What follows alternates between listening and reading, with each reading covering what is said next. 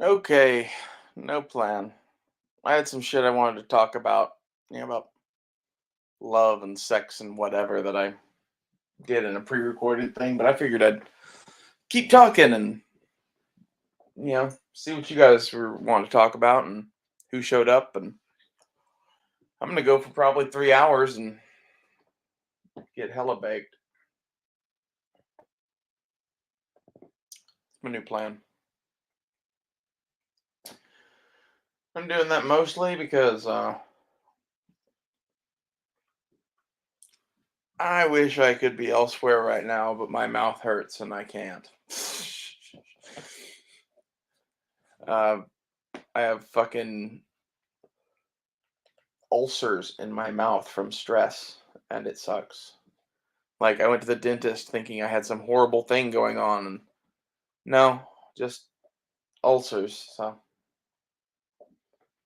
that's fun. I probably ought to like schedule these or some shit or like plan them out so people will know when they're happening. But I find that to be, not as much fun, really. I don't really like to have a plan of when I'm going to talk about this kind of shit because, like, it's when I'm baked and feeling chatty, basically.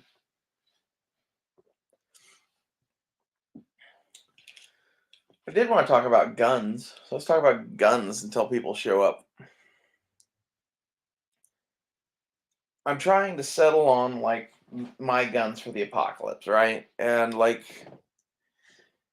for one reason or another, an AR-15 is the rifle that I'm going with. Aside from that, like I don't know what you could really carry, so I'm getting, a takedown 22 and pistols. And then that little 320 carbine thing, the Flux Raider. I think that gives you some more capabilities, but like I'm wanting this to be fairly portable. And I've had a bunch of guns before, and a bunch of guns is not portable. There's still nobody watching us. Usually have somebody by now. That's sad. Ah, one person. But as far as like a bunch of guns goes, like what are you gonna do with, a truck full of rifles? I guess you could arm a truck full of people at that point, but that's not what I'm personally preparing for. I think it's more within my financial means to. I'm talking about guns, Anonymous. Like I'm saying, there's no sense in having a giant collection if we're going to be on the move. Basically, I'm trying to figure out exactly what I want to get. And before you guys showed up, I went on like a 3 minute thing saying, "Hey, let's talk about whatever you guys want to talk about," but nobody was here. So I picked the topic of guns because guns are awesome.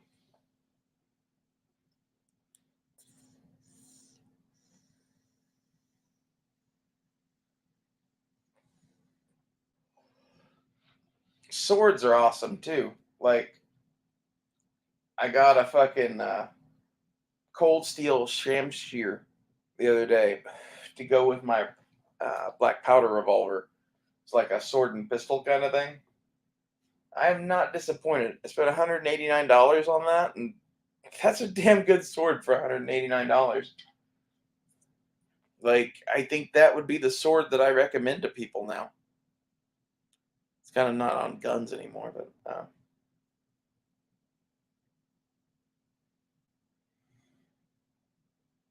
that's half of why the guns that I do buy anymore, though. I'm trying to buy smaller shit that's more compact, lightweight, and portable. Is like, what if you had to put all this in a car along with all the rest of your possessions and actually move down the street at a speed that it mattered? Like,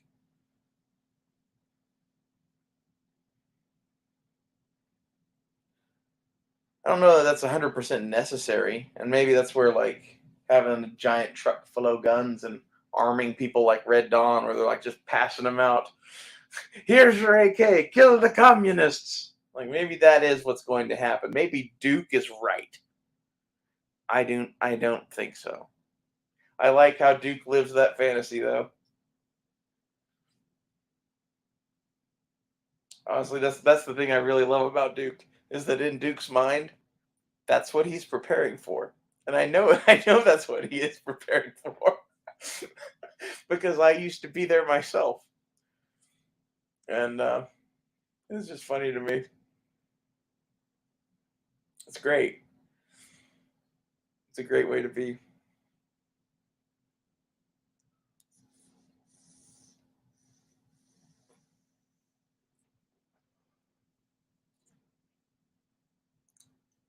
It's one of those that, yeah, Duke is kind of special, but it's in great ways, I think. And like I said, I was there myself once. So, like, somewhere around in college, I thought, well, why the fuck do we need anything else? I'll just buy a whole shit ton of guns and ammo. You know, those are the thoughts of young men.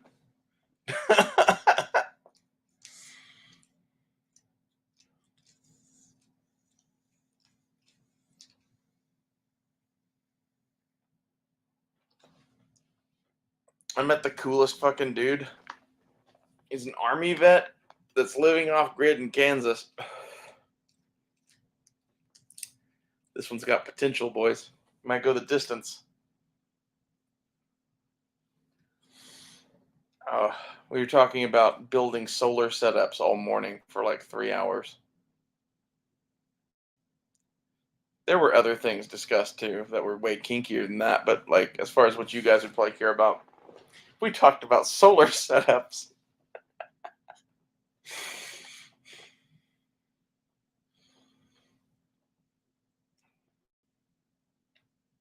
I need a better solar setup. Like I have like a small setup for the fucking van, but take down 22 something and 7.62 by 39, 5.56 rate, a break action 12 gauge, and a pistol, revolver, and any centerfire caliber. That's, yeah. I'm at an AR-15 because it's lightweight and the ammo is lightweight, and a takedown 22 that I have is the Savage uh, Model 64 takedown. It's really light and it's really cheap too. And like that's half of my thing with any of this is why spend money if you don't have to. I like that 22. Um, Shotgun, I'm working on that. I have a H&R that my buddy's got that I'm going to get from him. I need to work on shotgun still. But half of my thing with shotgun is like, why waste money on buying a shotgun right now if you know you might have to port all this around? Are you really going to take all the shotgun ammo?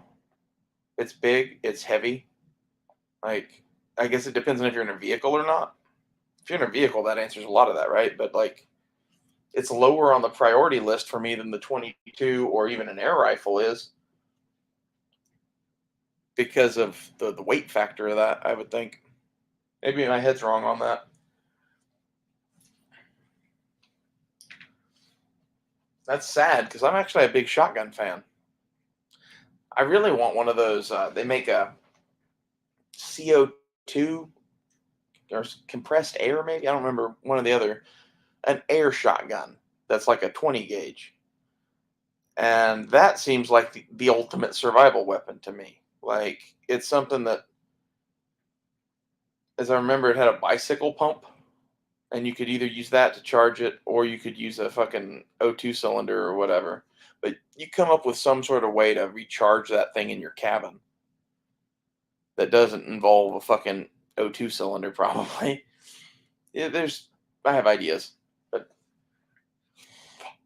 you do that, and you can put everything from like slugs to bird shot in this thing. I forget who made it, and it's a two shot, so it's like an over under fucking 20 gauge air gun. Like that wouldn't be good for like everything, but that would certainly handle small game.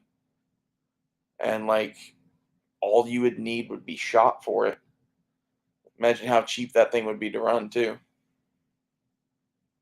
I think that stuff's kind of cool. It's not as practical as a regular shotgun, don't get me wrong, but like it's cool from like the aspect of putting a thing in a cabin in Alaska to use forever, I think. It's less shit that it needs. But at the same time, because it's different shit. So why not just have a reloading bench at the cabin?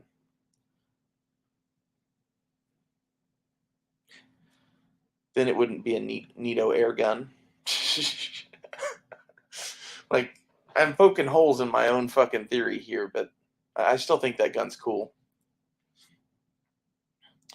Like pistol stuff, I think pistols are really of a dubious nature or importance. My buddy's still texting me. I'm still live on the internet. LOL.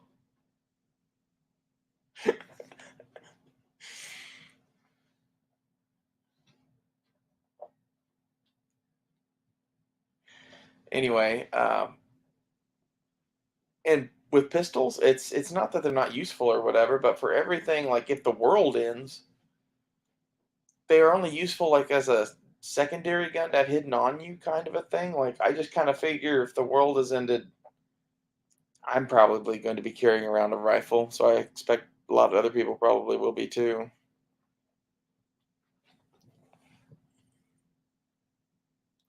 I'm live on YouTube.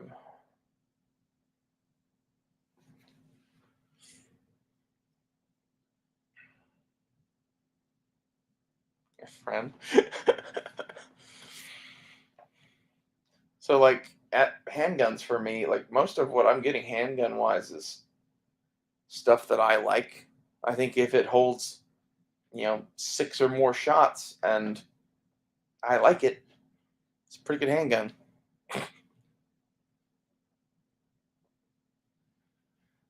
Yeah, that's true, Anonymous. That's that Flux Raider you could use there.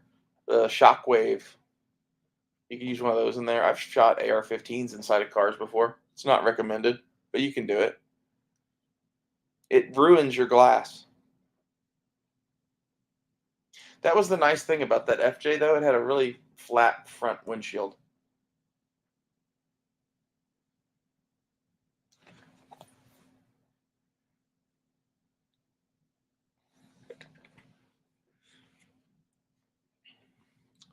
I kind of miss that car in a way, but like at the same time, I got to drive that car like the fucking tires were gonna fall off or some shit for 10 years for $1,000, and now someone else has to fix it. So I like that. It only had 65,000 miles on it. It was 65,000 Ray miles.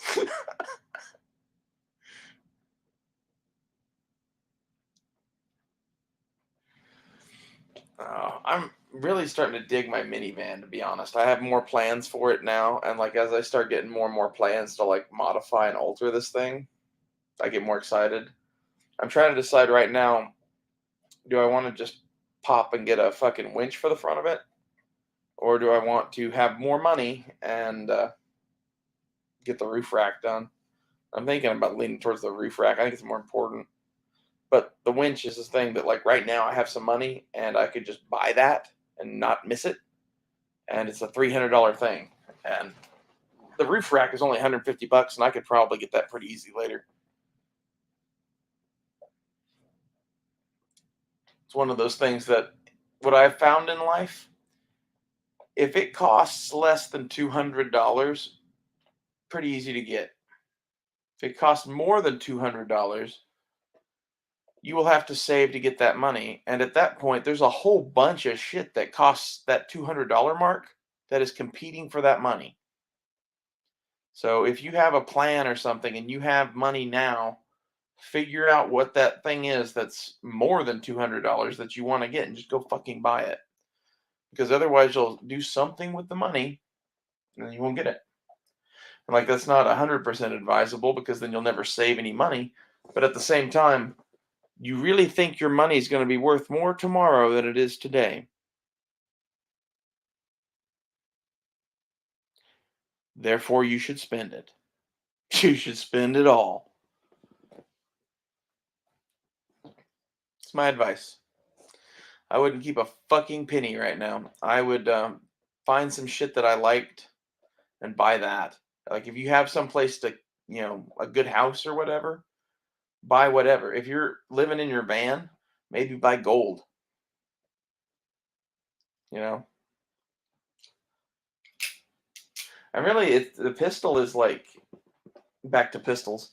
The pistol is like the least important and the most important gun all at the same time because you know, it's the worst at its job, right?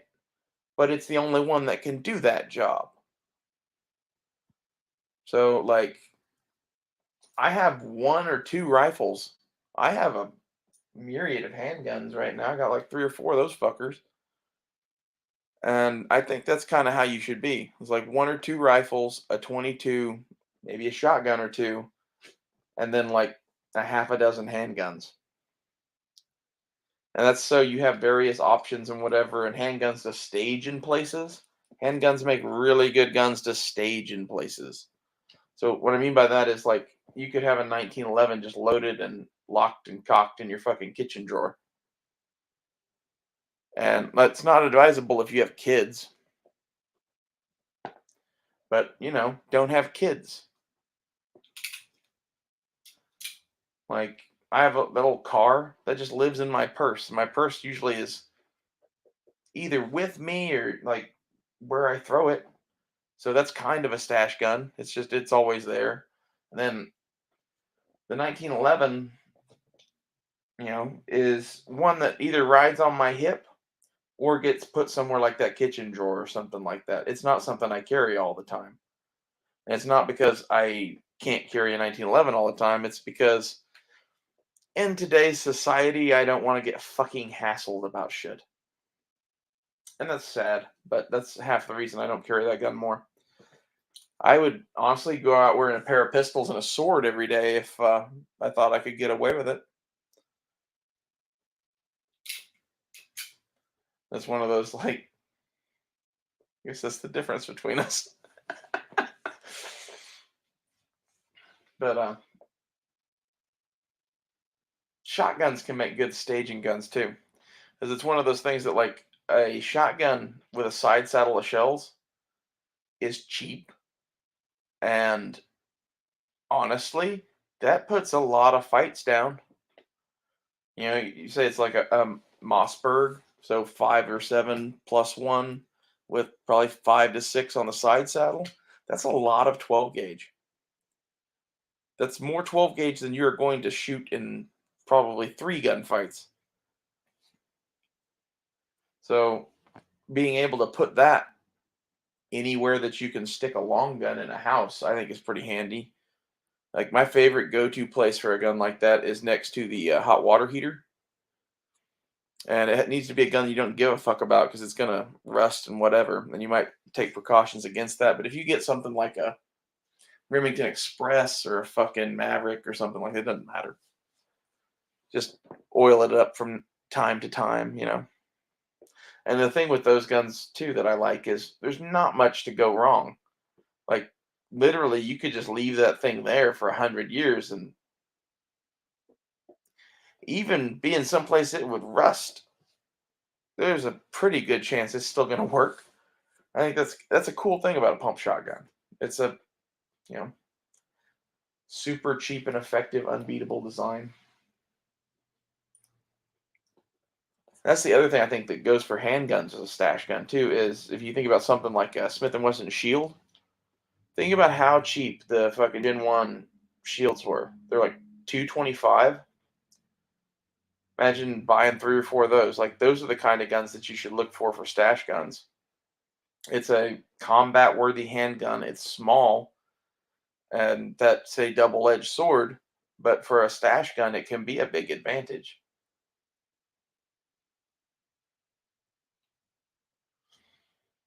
And like, this is half of my thing with like home defense or anything like that is I don't walk around my house armed to the teeth or whatever. I live in an armory.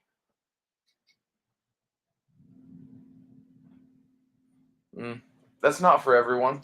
That's what I do. Like, if there's not a gun handy, there's probably a sword or a knife. Like, the scariest part that should enter into the burglar's imagination is that I didn't even go for the gun. Whatever, like, I'm gonna stab you to death.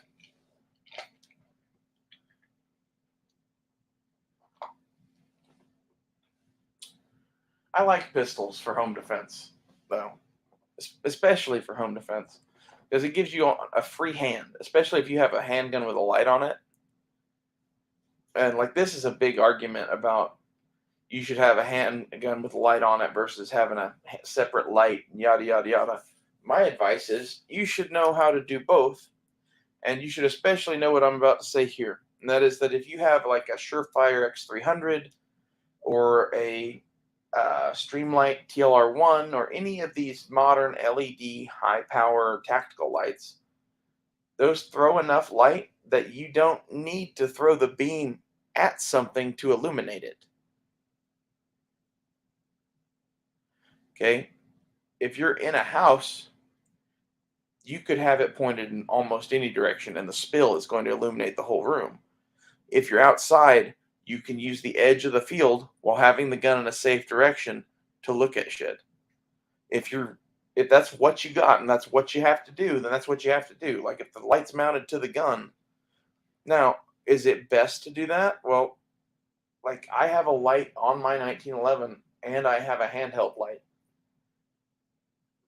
And I think that's kind of the way to be. And like, I like the little light on my 1911 because it's like, it's barely a light. It's a little tiny thing with a laser, and it's perfect. It's out of the way. And like, it's one of those things that if I was stuck in a real deep dark hole and all I had was my 1911, I would be glad it had a light on it. But it's not its main go-to option, which is why we have the handheld. But it does have something there for emergencies, I guess. And or, I have it set to where when I turn the laser on, it turns the light on, and I like to use the laser on that gun a lot, believe it or not.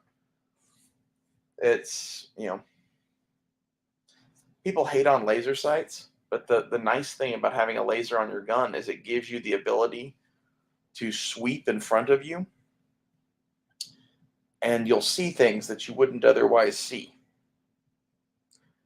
So, like, whether that's tripwires or spiders or whatever, you will see things in your path. I think that's useful. It's a little bit of an active solution to that or whatever, but I've been in situations where I was like, I don't know if I want to walk through there. And you take the 1911 out and you shine the light. As it turns out, no, you don't want to walk through there. And like, that's just spider webs and shit, but you could 100% do the same thing with like tripwires.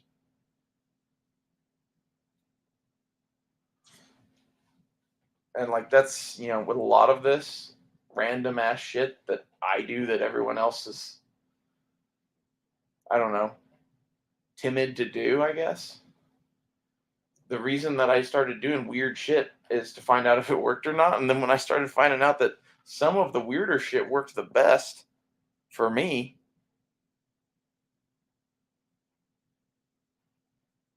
and like, yes, Austin, UV lasers are cool. And the thing that made me jump to that conclusion was night vision, really. Because like, up until night vision, I had this like mindset that like lasers shouldn't be on your shit. And I don't know exactly where that came from. I'm guessing 90s gun culture. Maybe that's because the lasers were shit. And that's, if it's not made by Streamlight or Crimson Trace or Surefire or Insight, maybe like what? Who makes the fucking B.E. Myers? Somebody like that. Like, if you're buying a high end laser, then you're fine. But like, gun show junk, I think, is where a lot of lasers got this reputation as being like a gimmick. And in reality, if you can get a decent one and get it permanently affixed to your weapon and it's zeroed to your iron sights, I'd take it. Worst case, you don't use it. best case, you use it to pick up a tripwire or something, and it's worth its weight in gold. You know, and like that's not everybody's concern, but like if you're considering the end of the world Mad Max apocalypse, I would do that. And Crimson Trace scripts are cool as fuck. The night vision Crimson Trace scripts are even cooler, but you can only see the laser then with night vision on, so that gets expensive. And for me and my money, I'd rather have a red laser on my shit and no night vision and just be accustomed to the dark. But I have really good eyesight at night. For whatever reason, I'm a green eyed fucking soulless bastard. Like, I'm not quite ginger, but I'm getting there close. I have like red hairs intermixed in my shit. And something about that does a lot of weird shit. And I'm guessing that's where the ability to see at night comes from. Because, like, my grandfather was the same way. And so is my mom. And my grandma can't see at night for shit. So, I don't know. But I've had some of the best night vision in the world before. And it's not that I wasn't impressed. It's there's about a billion ways that that shit can get you killed. And if you're on your own, it'd be like a double-edged sword. Like, you have all this shit hanging off the front of your face, and you think, oh, that's no big deal. It's kind of a big deal. And especially if someone takes you off guard or some shit, and they snatch the front of that helmet with all that shit on it, now they just own you. And like, this isn't trying to sell you on not getting night vision. This is trying to sell you on, if you're poor, get a flashlight and a fucking laser. Like, get other shit that's going to help you at night. Just because night vision is better doesn't mean that whatever it is that you're going to get isn't good. And who knows who or what you're going to be facing. So, prepare accordingly. And for my money, after using some of that shit, they'll never find me outside at night. Just dig a hole, hide in the hole, wait till morning, fight in the morning. This is the way. Like, they have made woke marshmallow. Does it kill your peripheral vision? So the night vision, when you wear nods, if you're wearing it over one eye, you get your full field of vision with a green toilet paper tube in the middle of it that is this enhanced shit. So you'll see the mount and like the housing of the thing a little bit, maybe on some of them. It depends on the unit and how big it is. Like a PVS 14, even, I don't see that much. So like your peripherals and shit are still normal night vision with that. Now, if you go to wearing like dual tubes, then you have two enhanced green things, and there's like a blurred area in between them, right? Because of the big housing and all that shit. But your peripheral vision is still, it's like it was before. It's night vision, your normal, natural, whatever you have. Which for some people is like my grandma, where she couldn't see a fucking white dog in a black yard on a moonlit night. You know. So night vision scopes. Basically, they don't make a good one. I would get a Holosun and put a PVS 14 behind it, or I would spend real money and get a clip-on of some sort, either clip-on night vision or clip-on thermal. Um, that shit's cool, but again, to what point or purpose? Are you going to be conducting some sort of assault? That's not my plans. Like maybe I'm wrong, but I pretty much plan to like be here on my own, defend myself maybe, like try to stay away from whatever fucking robot drones are patrolling for us. I really don't know. My plan is to dig a fucking hole and hide from this shit.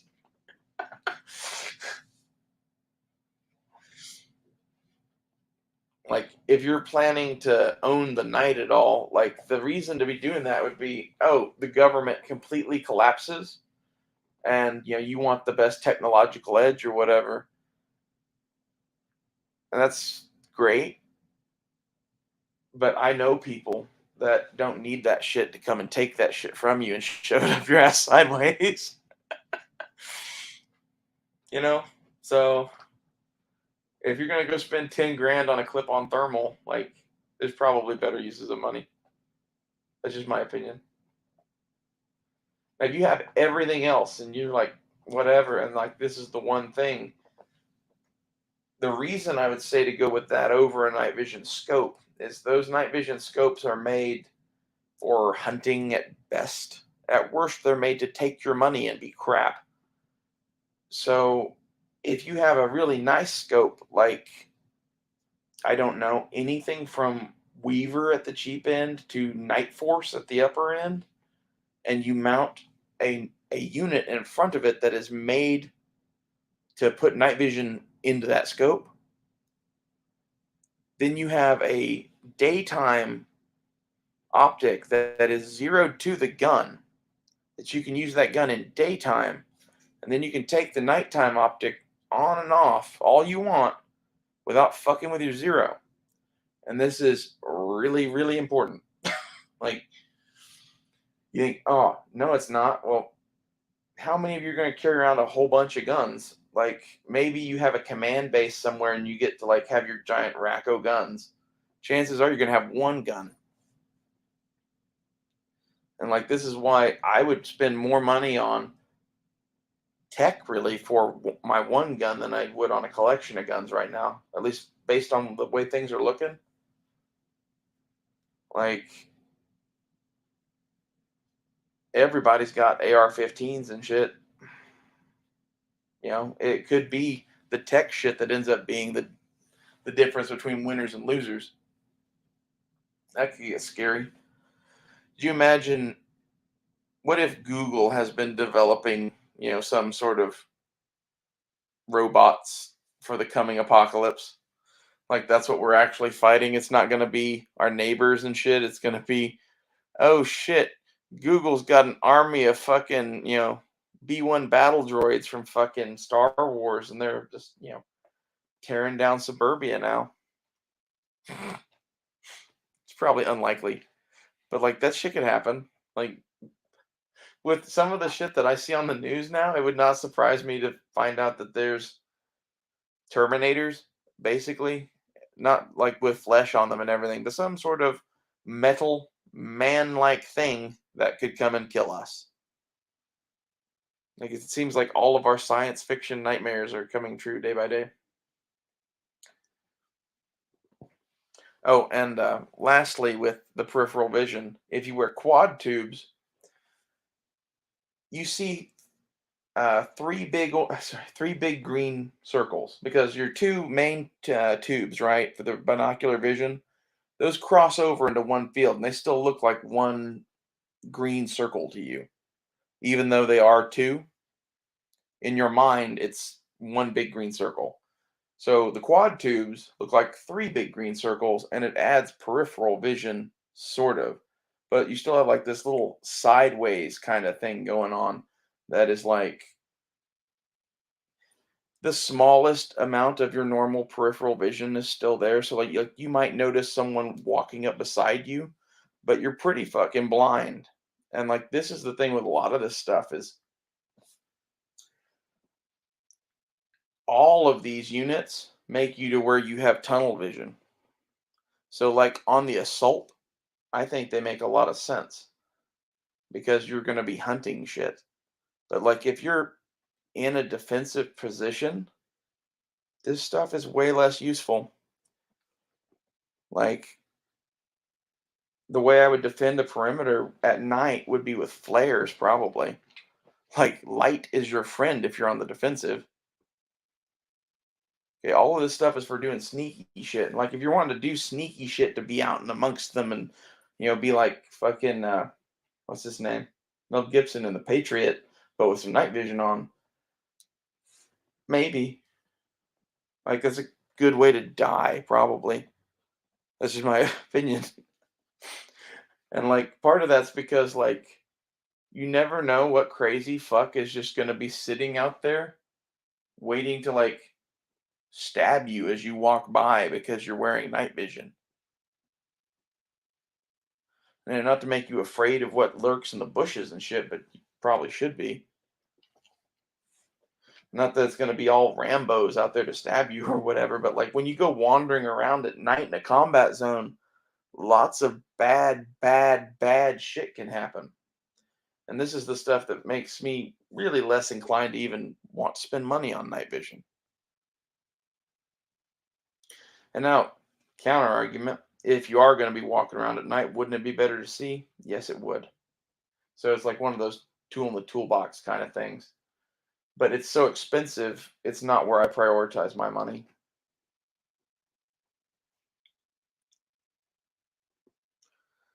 If you want to get into night vision, the thing that I would suggest you get is one PVS 14 and a HoloSun or some other sort of red dot that can do the night vision settings. And the reason you want that is because the normal brightness settings are too bright and they bloom it out. You need to be able to go low. And the only ones that really do that are HoloSun and Aimpoint. There's a couple others, like I think Vortex probably does that too. But that's a setup where like you could go day or night instantly. You could put a 3 times magnifier on in the daytime and even have magnification if you want. And then as far as the night shit goes, having it on your head is less useful, believe it or not, for anything that you will probably need to do. Like for breaking into Saddam Hussein's compound, very useful. For defending your homestead, less useful. Like the rifle that can see in the night, that's a useful thing to have. Uh, and that's mainly because, if you're going to be defending someplace, you're probably going to have some place that you're perched up or in a hole or wherever it is that you are. And then at least you can be scanning with that or scanning with it as a handheld unit. And I don't really see any reason to spend more money than that other than to be a cool guy, get cool guy gear. And that's not just my opinion. I've heard several other people that know what they're doing say that too. And I think that's the right answer because it is the cheapest answer. It gets you the capability for the least amount of money that does the most stuff. And it solves several issues for you. And if you wanted to go heads mounted, a PVS 14 can easily do that too. And then you'll need a laser and all that shit, and that's more money, especially like a mill powered laser, which I think is worth the money. And if you don't know how to get one of those, go to where they sell night vision and ask.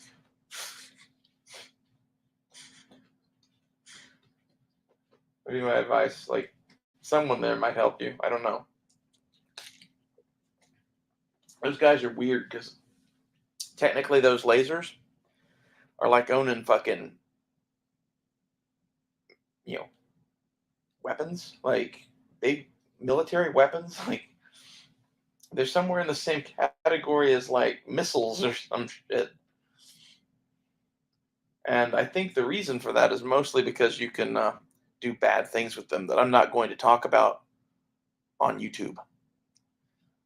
I'll leave that up to your imagination, but you can do bad things with lasers.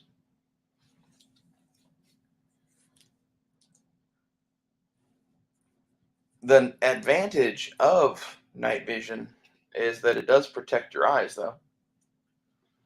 Now,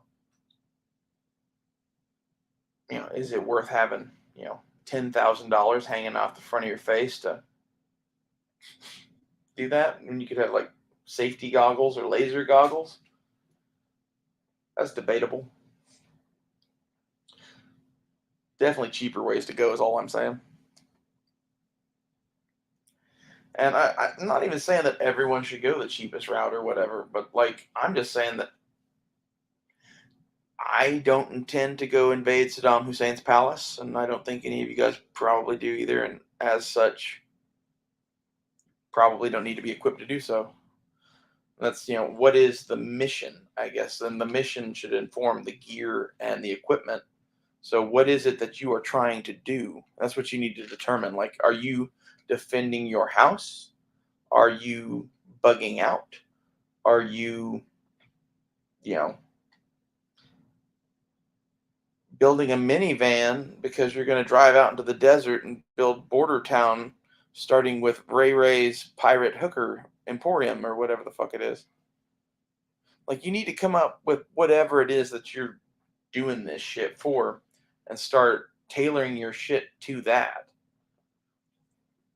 Like, it doesn't make any sense to just, oh, this is what the operators use or whatever. There's a lot of that in the gun community. A hell of a lot of that. This is what so and so uses, so therefore it must be the best. And what I've found in guns is that there are better and worse guns, but most guns work. The ones that don't work are probably really cheap, and you shouldn't have spent $150 on a gun. There's a few outliers in that are beyond that, but most of those even are common sense shit. Should you spend $2,000 on a bullpup shotgun from Turkey that looks like it's from Starship Troopers? Nope. That's a nope. Okay. Like, I don't know. I try not to waste fucking money on shit that I don't need anymore. That's the way I've been for the last, I don't know, couple of decades. Because everything that I don't buy in this hobby, that I don't have to sell later to fund other shit, is money that I don't lose. So, like, I like trying stuff and whatever, right? At a certain point, you need to buy the right version of the thing. And that's what some of this is. It's like, what is the right version of an AR-15 for what I need to do? Like, there's the right question. What is the right version of night vision for me?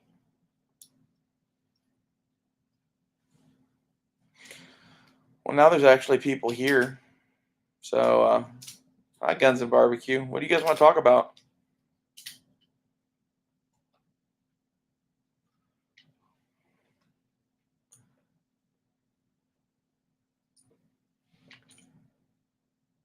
Sup, cat? I got a sword, and it came in a box from India, and I just threw it on the floor, and I haven't done anything with it yet because the cat won't stop playing with it. Apparently, it smells like foreign something. I don't know. It's very interesting to him.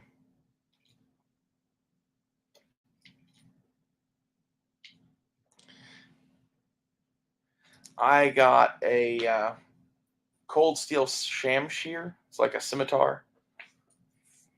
Which, if you want a fun dive, try to find out what a scimitar is. As it turns out, that's basically like a word that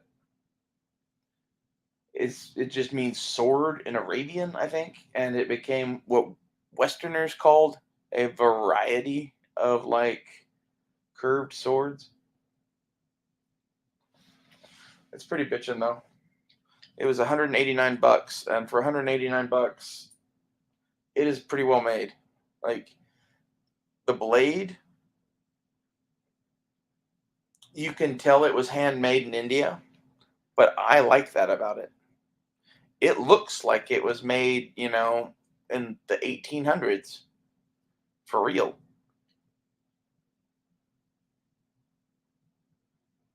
So the swords that I bought for my shit at the fan stuff was the Cold Steel Gladius machete because it's super cheap and it's like a short sword. If I could talk, and like for most things, I think just a pointy metal object is probably all you're gonna need, right? But the scimitar, like the reason that I picked it is you can use it with one hand. It slices and stabs. Uh, it's more of a slicing sword than it is a stabbing sword. But think of it this way: in modern context, are people going to be wearing chainmail? Now imagine that I'm now swinging a curved sword around really fast. Like, if you're not wearing metal armor, you're not going to get anywhere near that. And if you do, I'm going to cut the shit out of you. And that's the other thing with that sword is like it fucking cleaves people in half. And it's light. It weighs like 1 pound, 15 ounces, something like that, a little under 2 pounds. And I wanted a sword that I could use with a shield because I think that in a modern context, having the shield and the sword to beat people with while they're trying to fight your shield is probably the most likely way things are going to go down. Other than just the, bullets ending it. Yeah, exactly. Got to save some ammo sometimes. I kind of figure like I spent 189 bucks on a sword and I spent like 60 bucks on a shield. If I have to use either one of those items once in the end of the world, money well spent. And in the meantime, I get toys. Like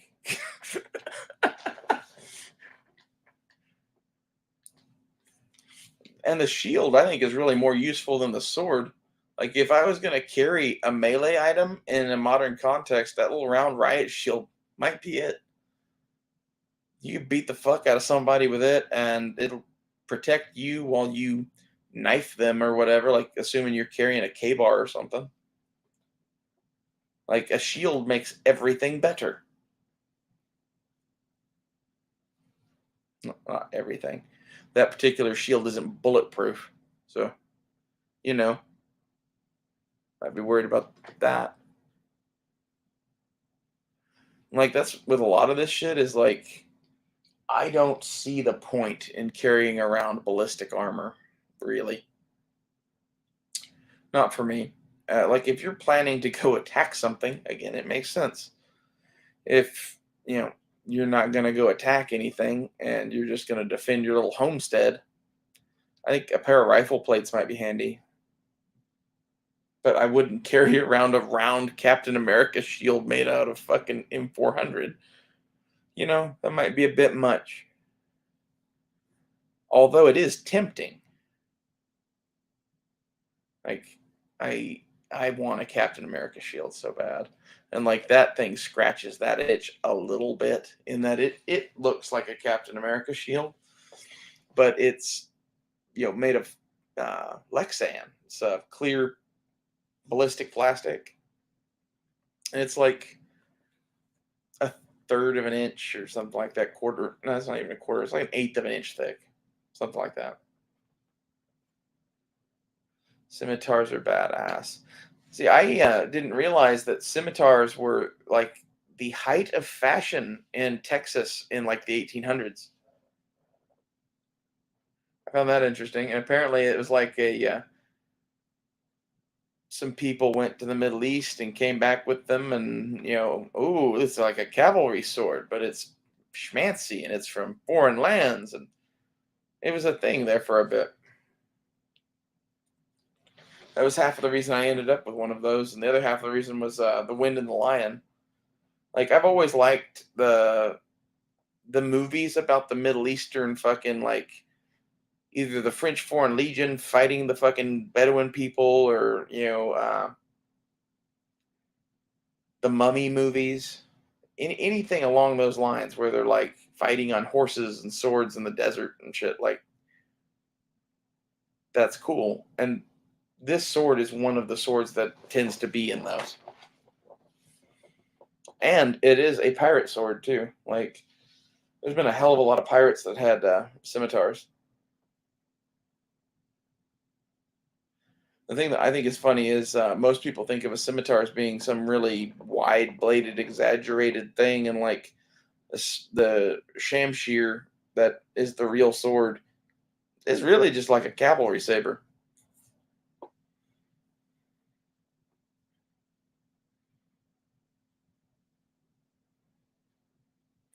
Cats love shit that smells like hummus and curry. Maybe. Maybe that's what it is with the box. It came with a certificate saying that it had passed the British proof test. And I looked into what that is, and that's pretty cool, actually. They have like a set of standards from like the 1800s for how far a sword blade is supposed to deflect for the British Army, and cold steel makes them pass this test or whatever. And it's all on their word or whatever. So as far as I'm concerned, they could just sign a piece of paper or whatever. But like, I've been pretty impressed with the sword thus far. The thing that really impressed me is that it's pretty razor sharp, and it, like any sword that is razor sharp, takes edge damage easily. However, because it's made of like some fucking 1055 pot metal shit, you can sharpen that fucker back up in 2 seconds. Like, if you have a pocket stone that's semi fine, it takes a razor's edge from it.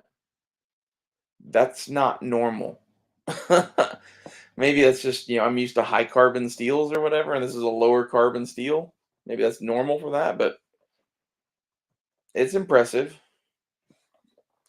I like something that's really easy to sharpen when it, needs to be what this is. Because, like, people don't get that for a sword to do what it does, it needs to be like a razor blade from tip to tail. Like, if you have a fucked up jagged edge, like, yeah, you might be able to use it or whatever, and yeah, you can still stab someone. But like, if you're going to use it as a cutting weapon, it needs to be sharp, and it needs to have like proper edge geometry, which that thing, I think it's debatable. I like the edge that they put on it. It's a, you know, standard, you know, when you sharpen a knife in today's world, they do this like false bevel thing that makes the rest of the knife stay pretty while having a sharp edge. And they did that to this sword, but they did it in a way that it's still an effective cutting blade, and that's pretty dope. And it's not like, oh, it's shit because they did that. It's just that's not how I would sharpen the sword. But it's an interesting way to do it, and it makes it really easy to take care of. So I like it.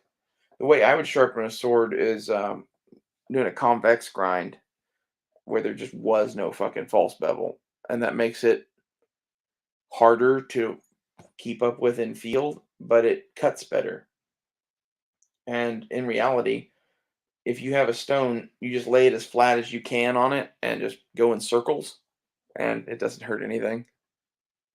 I need to do a whole video on how I sharpen knives, but like, I really need a day in the shop where it's not 115 fucking degrees, and a day where I didn't spend 4 hours talking to some dude on the phone. That was worth it though.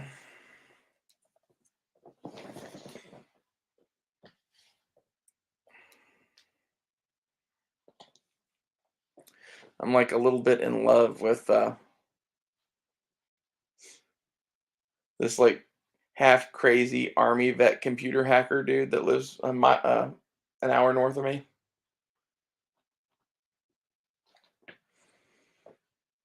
That's like the start of a horrible series of novels, probably.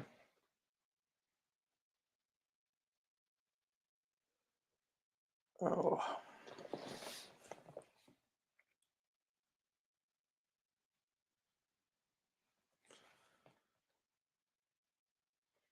I've been thinking a lot about religion over the last month or so.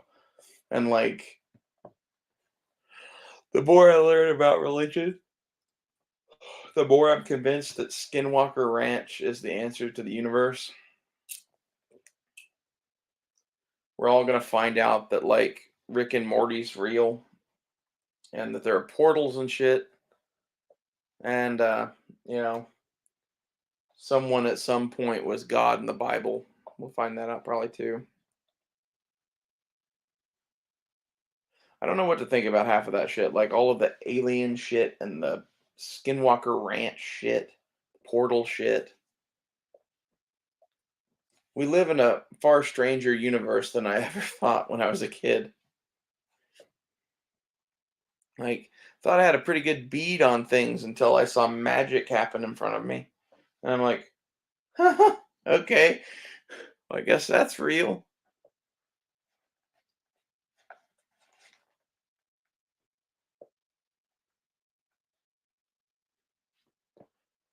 And half of that shit, I think, is just connected to Skinwalker Ranch, whatever that is. It's like it behaves like a piece of technology in a way that whatever's buried out there that is fucking with those people. I don't know how much you guys have looked into Skinwalker Ranch, but it's pretty interesting, I think. It's one of those like mystery spots or whatever, and there's like 3 seasons of a TV show now that you can go watch that dive into it, and it's on the History Channel and impossible to watch or whatever, but it's got good episodes. Stick with it. Like the first season's kind of rough, but like it's one of those like just be glad that you're watching it now and not when it was first airing and you had to sit through it episode by episode. And the thing that gets me about that is I saw Mike Lee, the senator, posting on Instagram the other day about how they're going to turn that basin that Skinwalker Ranch is in into some sort of energy project. Somehow that seems connected. I think we're like getting prepped to be told something. Like I know people talk about disclosures coming all the time with fucking alien shit. I don't know that there's alien shit to disclose, but whatever that Skinwalker Ranch portal shit is, I think there's some interdimensional shit that they're about to tell us. Like, what if, there's entire civilizations that live right here alongside us on this planet that none of us even know or see through some sort of physics, dimensionality? Like, that's what some of the shit at Skinwalker Ranch looks like. It's crazy, man.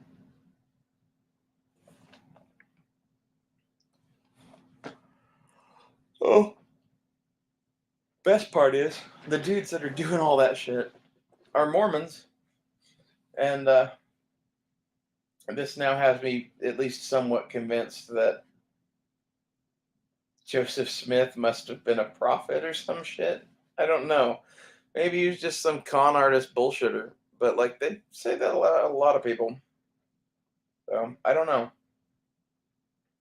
I think it's interesting that the Mormon people are the ones doing the Skinwalker Ranch thing, though. And the Skinwalker Ranch stuff is like they summoned a demon using a rabbi reading from the Talmud, I think it was. Like they he cast some sort of spell to open a portal to hell. Some shit. And be damned if he didn't. Like it was pretty spooky. Like they were looking at like temperature changes that no one could explain. Like a giant swirling vortex of cold energy was opening in front of them. Explain that one.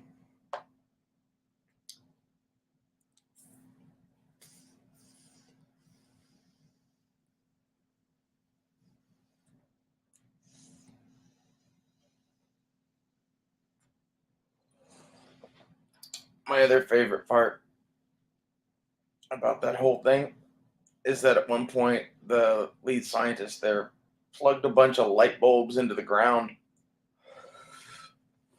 and he was able to use electric current running through the ground to light light bulbs on. I don't know if you know much about electricity and how that shit works, but that's not supposed to do that. They ran electricity through 40 feet of dirt and it turned a light bulb on. What the fuck is that dirt made of? Like copper? Copper would do that, but it's not copper. Like there's something unique going on in the geology of that place. And I wonder if something crashed there. That's what all this is. It's like there really is a fucking like alien spacecraft under that ranch that's been buried for the last 12,000 years or some shit, you know? We're getting ready to go in there and find the thing. Then they're going to have to get Kurt Russell. And he's going to have to fucking get a flamethrower. And, you know, it's going to be a whole thing. I like his big hat in that movie.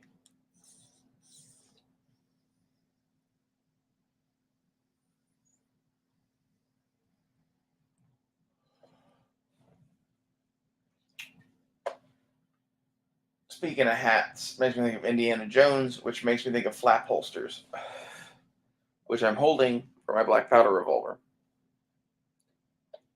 I like the flap holster for that gun because of Indiana Jones, partially. But the other reason is like it protects the percussion revolver.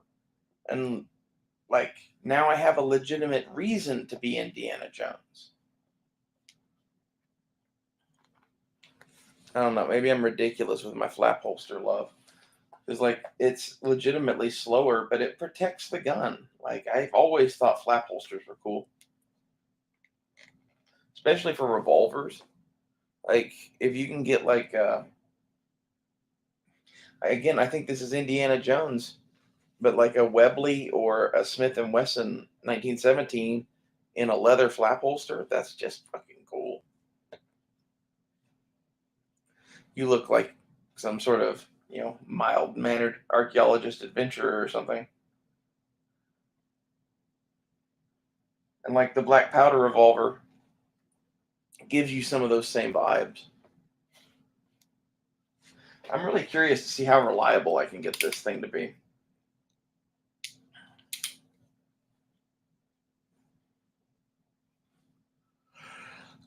It would be cool to EDC a cap and ball revolver in the 21st century. Like that's pretty much my goal with this thing. I don't know how long I'll do that or how much I'll do that, but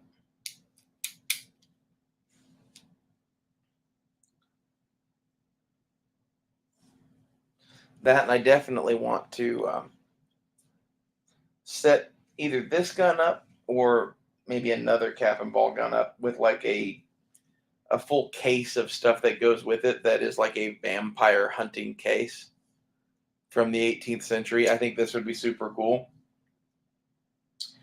Maybe take like a pair of Colt revolvers and do that to, you know, each of them. Make a couple of them. The thing is, if I did do those, I think there would be people that would want one, and I would want one.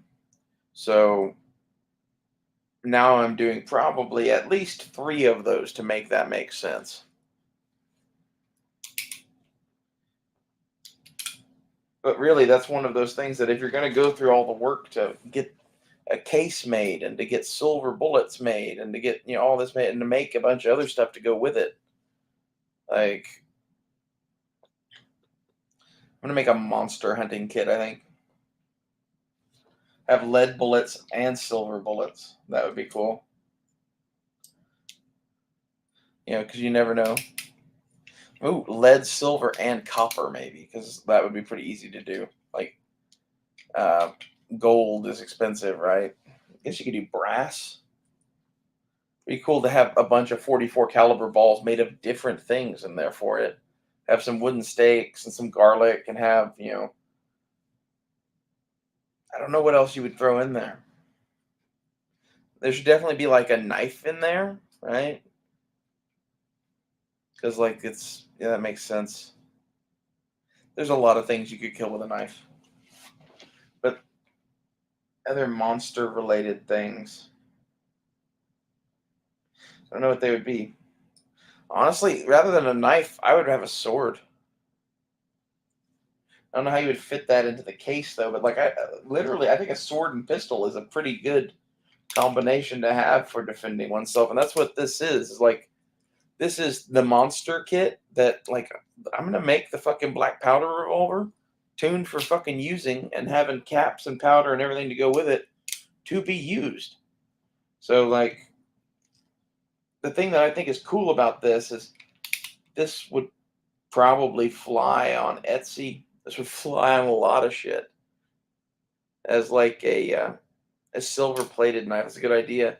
I was thinking about too, if you did a knife in there, if I made something and engraved it, or bought something that someone else had made and did the engraving or something like that, but like engraved some crazy shit on it, make like a witch's knife or something.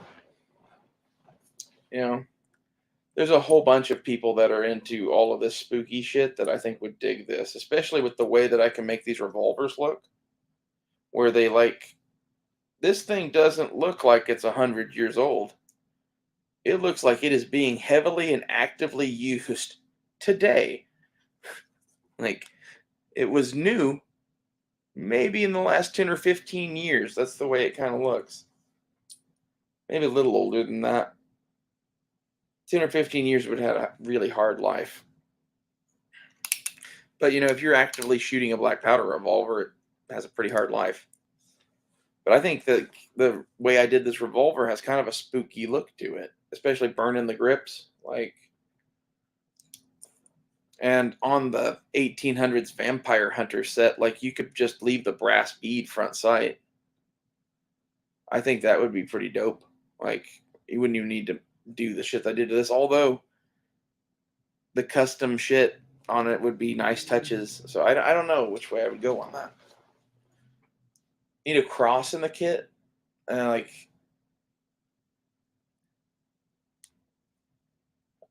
I can get an aluminum cross for $15. It's kind of cool. I don't know what I could do to that to make it into something that would be cool to have in there. Could mount a jewel into it and like maybe finish it off a little bit. A silver cross would be fucking dope, but like for the size of this cross in silver would be more money than a car. Like something like that. It would be several pounds of silver. But the aluminum cross version is like $15, so that might be kind of cool.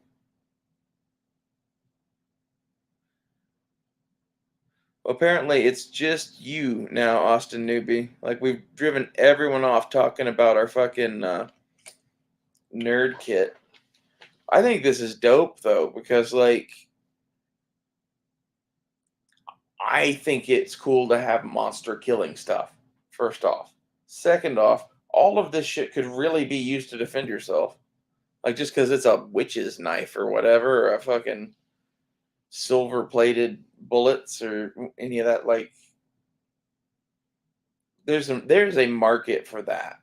I think there's probably a big market for that, especially with the cap and ball revolver included, with all of the stuff to use it and instructions on how to use it.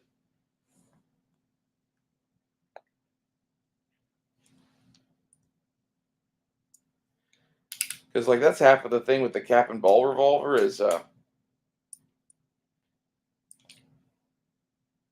you probably don't know how to use one. That's not like you, but I mean like your average person on the street. They're probably going to need some help in using this thing.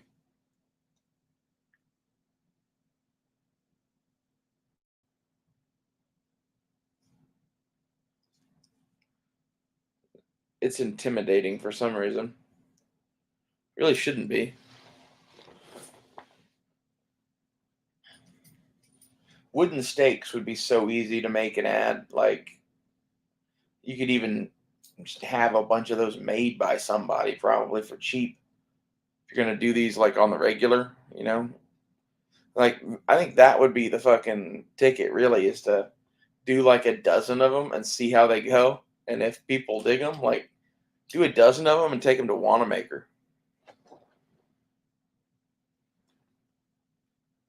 Well, like on the customization I did on my revolver, the rear sight on it, I wanted checkered, but I don't have the patience for checkering. So I just kind of went at it with a file and blued it and sanded it. And man, it has this like spooky fucking look to it that like no one in their right mind would do that to a revolver, but it works. And like I'm not gonna do that to other people's stuff necessarily, but like my thought with the revolver and the kit would be just to age it up in the metal finish and the grip, and then do all the internal work that it needs to be a functional gun. Swap its nipples for nipples that actually fit caps, and make sure that it at least shoots somewhat to point of aim, and put a you know set of stuff to support the gun in the kit because like you'll need cartridge tubes, you'll need wads, you'll need caps, you'll need powder, you'll need balls, you'll need a bullet mold, possibly. Like you'll need a capper. But like there's a laundry list of that shit before you even get to having a holster. Which on a gun like this, you'd be like, oh well, you don't really need a holster. It's in a kit. Well, let's say you did ever need to use this thing for anything. It's not splash proof. The flap holster. The reason that I dig them on black powder guns still is any water whatsoever makes this thing pretty much a no go, and that leather flap holster protects the thing quite a bit. That's the thing that I think is funny. When you look at people doing old west stuff now, they all cut the flaps off of these holsters, and I don't think that many people did that back in the day. My guess would be almost nobody who was out, working on a ranch or some shit, because you need the gun to work, and like you might be in the rain. That's why the flap was there. I think that's a thing of Hollywood. Either that or out in the desert. Like if you look at where Carl is at InRange TV, I think they cut a lot of their fucking flaps off, more than likely. Like it barely fucking rains there. That might be a bit of a unique situation. That may be, most of South Texas too is probably that way.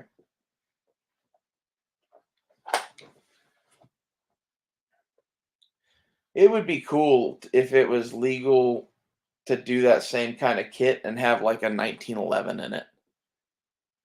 Or make this kit and have both of those guns in there. Have the silver bullet shooting black powder revolver and just have a fucking 1911 with hardball in it.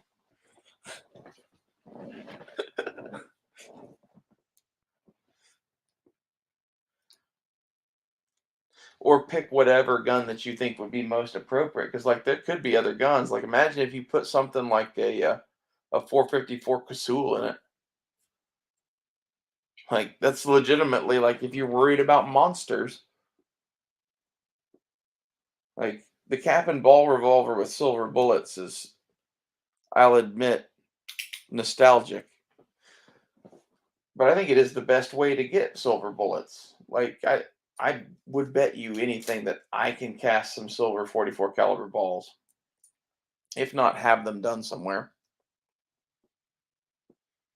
And then Yankee will have to live in fear.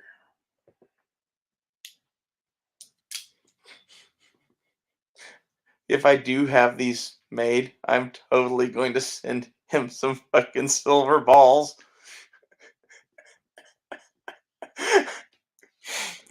I'm gonna make him make a video unboxing them though, and he has to title it "Opening Up Ray Ray's Balls."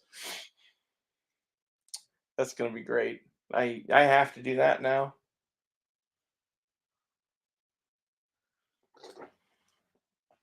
I don't know if he would do that. Might be promoting this too much. Can't have that.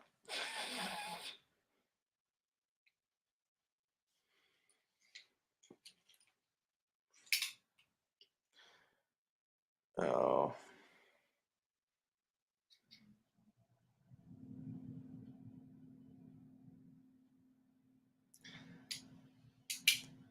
Some sort of like brass knuckles with a cross theme to them would be badass too. Like,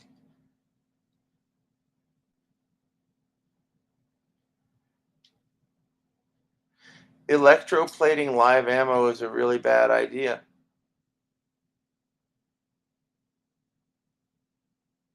Pretty much anything involving electricity with gunpowder is a really bad idea. And the amount of electricity you need to electroplate would definitely set off the primer, if not the gunpowder.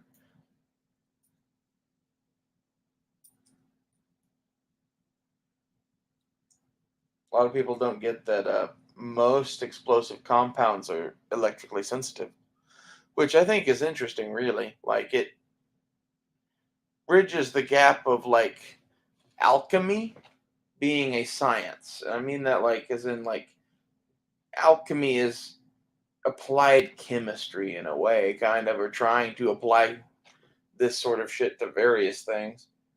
Everyone thinks of alchemy as turning lead into gold or whatever, but like back in the day, alchemy was making explosive powders and shit too.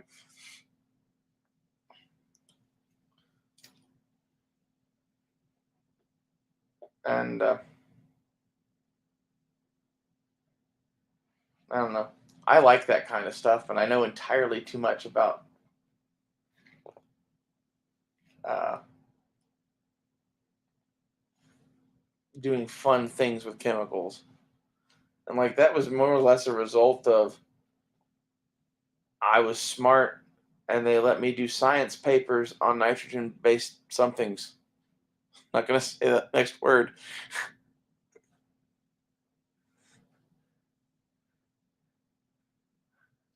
Big bada boom.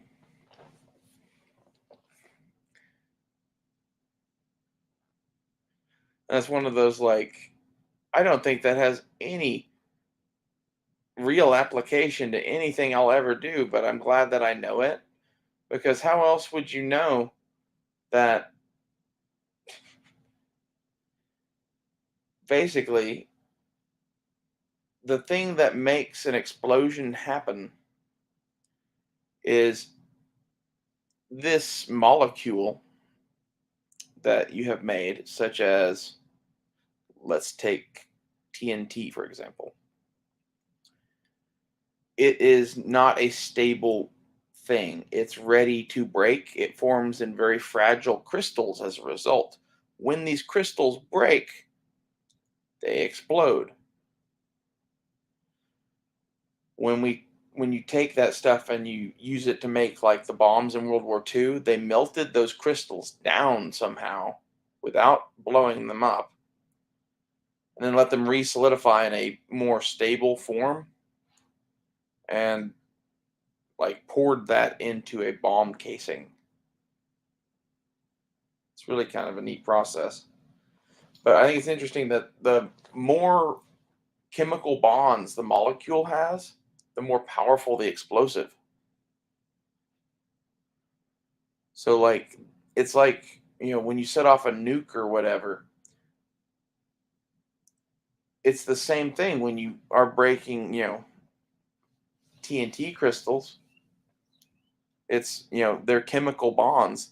It's just, when you do that with a nuke, like usually you're trying to get things to fuse together. That's more of a more powerful reaction, really. You're like creating a star for half a second. It doesn't have enough fuel to keep going. But that's what you're doing when you let off a nuclear bomb. You are creating a sun on the surface of the planet for however long the fuel lasts. It's usually a second or some shit or less. There's just a big giant flash and no one knows what the fuck happened. That's what that's about. Science is fun, kids.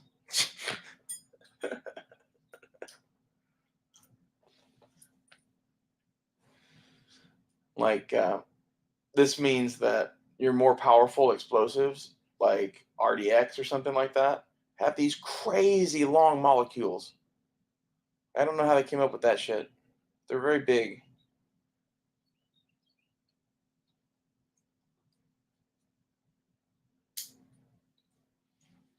It's like the science of anything. You start finding shit like this where, like, yeah, we generally know how it works, but like, why does the breaking of those bonds create energy at all? Like, it's my thing. Like, I get that to some extent, but at a certain level, there's you reach shit that you're like, there's no way to know this. Okay, and like some of that you can accept that there are people that develop technology that are smarter than you that are telling you this answer. Granted. But how much do you even trust that? Like, where does all of this energy come from that, like, I can melt down fucking shit in a lab here and create something that would destroy worlds?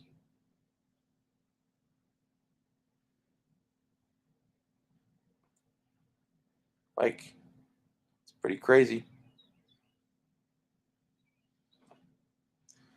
Oh, to kick off the what's the nukes. So your average nuclear bomb is one of a few types. There's the gun type bomb, then there's the implosion type bomb, then there's the hydrogen bomb, which is an implosion type bomb using a type of hydrogen that I don't remember what it is that's radioactive. It's breaking the isotope of hydrogen or some shit, and it that creates a big boom apparently. Need some water.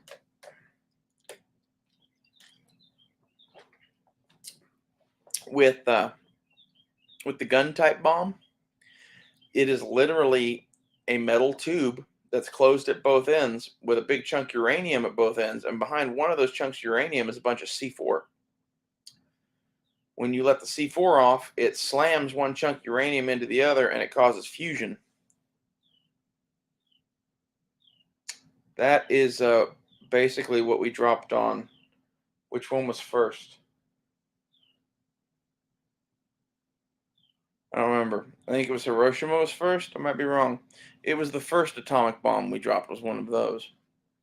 The second one we dropped is an implosion type bomb, which is where you have a core made of your material that is uranium or whatever, and then surrounded around it is a complex sequence of C4 charges that are timed to go off at the exact same moment.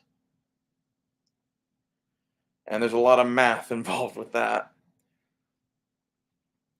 And what that does is instead of slamming two pieces of this shit together and causing fusion, it just makes that mass of shit go super critical because all of the forces coming from all directions all at once.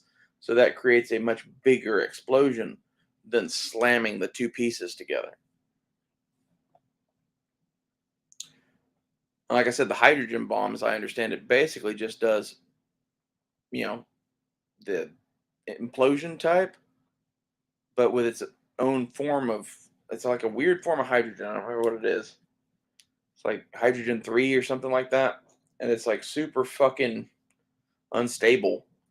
And I don't remember exactly how that goes into it, but the hydrogen bomb is different. Basically, after Hiroshima and Nagasaki, things start getting complicated.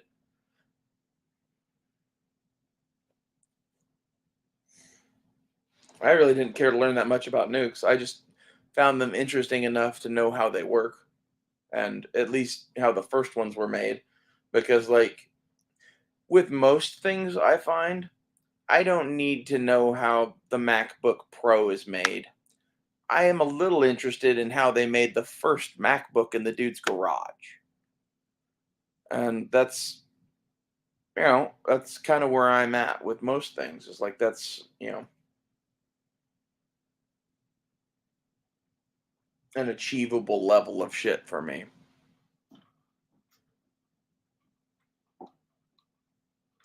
The Demon Core, I've heard of that, but I don't remember what it is.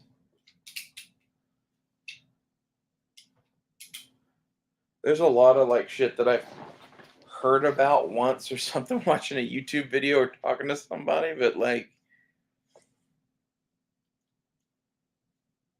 I just think it's kind of cool that at the end of the day, no matter what kind of explosion you're doing, the thing that's making this happen is the breaking or fusing of chemical bonds or some version of that, or causing shit to go super critical, which is just where it breaks in on itself basically.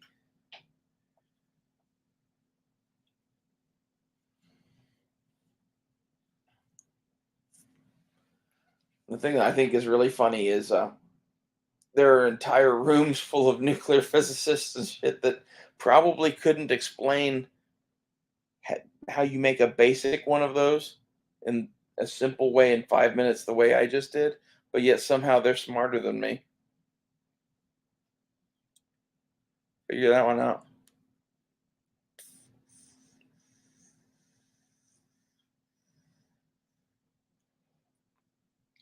It's one of those like, congratulations, you can figure out how to use other people's shit. I make my own. Like, I'm not saying that makes me better than them, but yeah, a little bit. Like, I wish I could talk to Bob Lazar. The reason I wish I could talk to Bob Lazar is because not any of the alien shit. He's like me. He had a fucking pirate flag hanging on his house and owned a machine gun. Like, that's why I want to talk to Bob Lazar. I don't give a flying fuck to talk to him about aliens at all. Like, I think I'd start that podcast out with, brother, that's some crazy shit. Now we're going to talk about making things. When Jeremy Corbell and George Knapp are talking about the laser gun that he just made him and the scanner that he made him and shit like that, like, he's a wizard. He's the highest level wizard I think I've ever seen. And I mean that in like the most sincere form of flattery. Like, if a wizard is someone that does shit that no one else can understand, basically, because they know technology, he is that. And I would love to talk to him for about 4 or 5 hours on just making shit in a garage. And not like knives, but like homemade weapons. Like, this is the thing that I'd like to pitch to him is, okay, so we're stuck at Home Depot in my garage. What are we going to make? What's the most diabolical thing that we could make? And not like, WMDs, but I mean like the most effective something. I don't know what it would be, but it would pitch something like that at his brain, and I'd like to see what he does. Like, tell him to make a black powder shotgun out of Home Depot or something. See what he gets you, and not that it's not easy to make a black powder shotgun at Home Depot, but I'm wondering how he would do the ignition system and the trigger system and all of that shit. I want to see that. Like, I wish he would do a channel making shit on YouTube.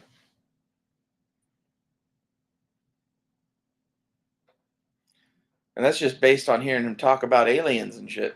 And hearing them talk about the toys that he gives out.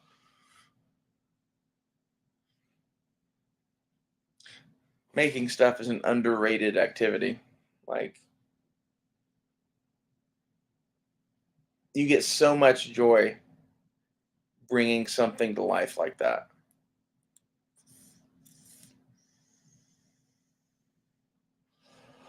And for me, I get that same joy even doing like customizations and stuff like this Colt. Like, the fact that I think it looks considerably better now than it did when I bought it, I think is super cool. Yeah, Austin Newby, his dad told him the smartest engineers he knew couldn't tie their shoes. I grew up with those people. I got stuck in the same schools as them for various reasons because I'm super smart, basically. But like, I'm super smart like Doctor Evil, and they're super smart like Rain Man. So that's a dangerous place to put me. And I had two friends that made sure that I got A's in calculus, and I made sure that they didn't get their ass kicked. And that was our arrangement. And I also made sure that one of them didn't wander into traffic. Yeah.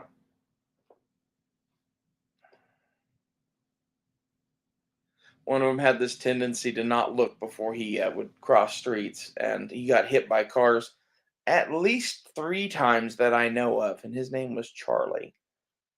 And whenever we would go someplace like as a school, my principal would be like, Rachel, you have Charlie, right? I'm like, I got him. And I would just be in charge of like making sure that he didn't die. That was the gist of it. Like, Charlie needs a little bit of help. So, you know, he was cool with me and I was cool with him, so it didn't bother us. And his main thing was that he had like Asperger's or attention deficit or something like that out the fucking ass and literally didn't know to look for danger. I love people like that. It's like they're fearless.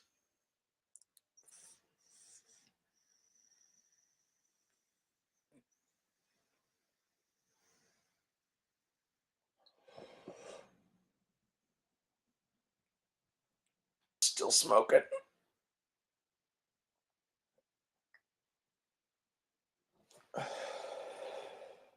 I had a cat that was like that. Touched in the head.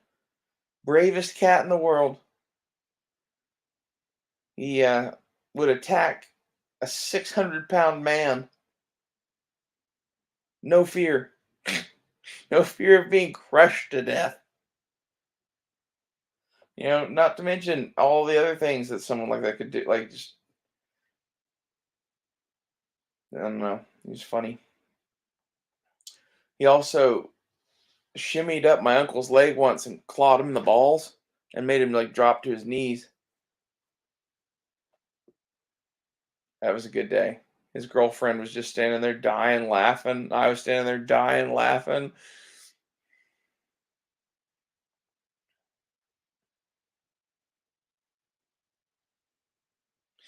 Even better part was I had had this little kitten out there on a leash, and he was out there smoking a cigarette, and I was like, "Oh, I have to go get the trash cans. Here, hold this leash." And then I go get the trash can, and it starts making horrible rolling trash can noises as they do. And that's when the cat decided to shimmy up his leg for safety and claw him in the balls. Took him a while to get over that one. He blamed me for that for a really, really long time. Can't really blame. I didn't realize that the cat would do that. Like, Not disappointed in what happened either, but it's a good cat.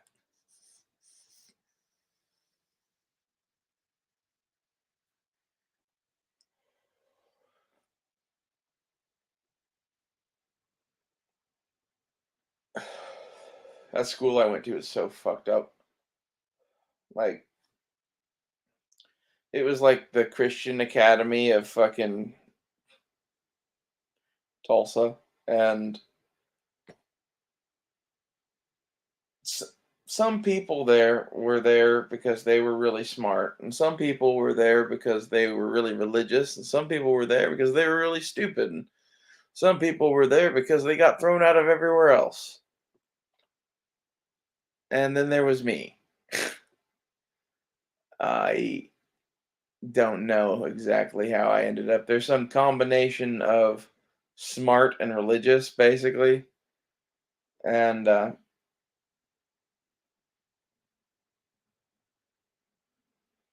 don't like religious schools. I don't know if I would put my kids in public schools, but I don't know if I would put them in religious schools either.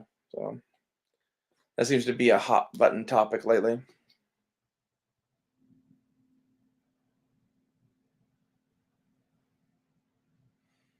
I'm not familiar with that video, Jay Watterson.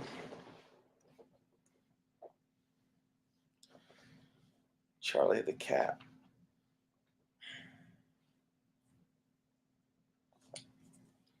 I want to go shoot this black powder revolver now. Like the only place to go shoot it's outside, and it's $25. I think I'd be happier with the $25 right now. Or I could spend like $100 on gas to go shoot out in the country. That's thanks, oh Biden.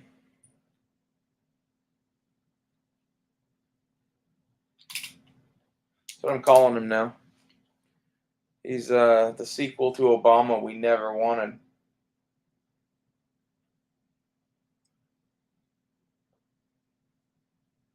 I really hope that we get 2 or 3 terms of Republicans in a row after this shit, and we can fix some of this country. And I don't know if that would fix it, to be honest. The Republicans are kind of shit too, but like, it seems like there's a big movement in the Republicans right now to take over the party, and some of that's Trump people, some of that's Ted Cruz type people, and somewhere in between there's like me, you know.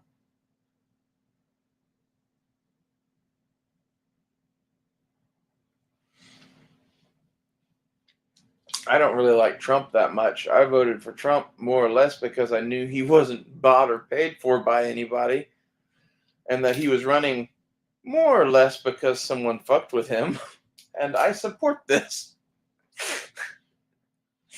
It's like, am I gonna vote for someone that I suspect to probably work for somebody, someone who is Hillary Clinton, or am I gonna vote for the dark horse out of nowhere that is fucking Donald Trump? Yeah, that one was hard. Like, what was the worst thing he could do? The worst thing he could do would be Hillary Clinton. Wonder why he won. Like, my the vote at that point was just the lesser of two like obvious choices. Like, one one is most decidedly bad. The other one is questionable and says crazy shit that the media flips out about. But like, you know, I think the media sucks. So I think that's the thing they don't get is every time that the media ever opened their mouth ever about Trump in a negative way was a campaign slogan to America saying vote for Trump.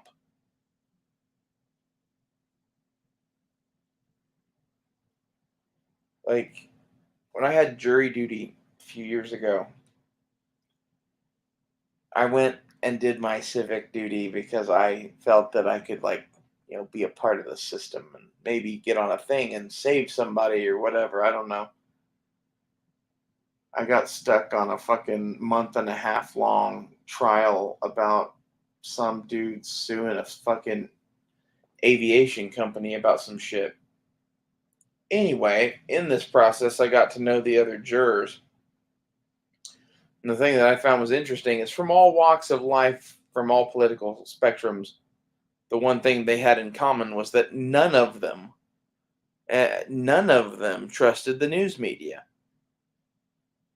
In fact, they said that if a homeless man ran up to them and told them something, and the news media told them the opposite, you know, they're probably going to look more towards the homeless dude rather than the fucking news media. Like, that's how little they think of them. Like, dude, obviously smoking crystal meth versus the news. Which one's more trustworthy? Oh, definitely crystal meth, dude. Definitely. Like, the odds that he's lying to you on purpose, 0. The odds that he's lying to you, 50-50. You know, that's way better than you get on the news. Take that. Take that every day.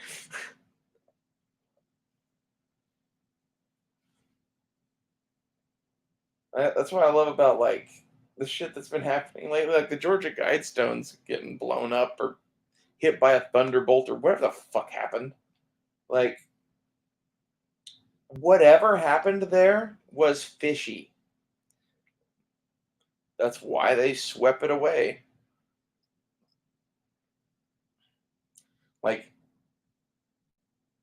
why else would they not investigate that? Why didn't they dig up the time capsule? There was no time capsule. Bullshit. That whole fucking thing is a giant fucking conspiracy.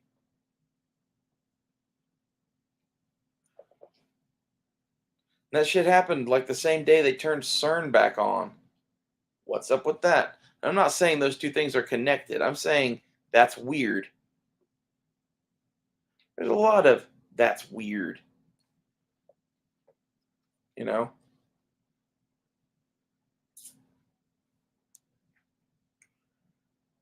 I think that's the thing a lot of people don't get about my religious rantings at all is everything I say usually ends with a question mark. Like, I don't know any of this fucking shit. Not really. Like, I know what what our religions and mythologies have said better than most. I know what I believe and what I've seen, and I've done some crazy shit. And I saw a girl's soul get up and go to the bathroom once, so she went up and she got up and went to the bathroom. But yeah, that was an interesting experience.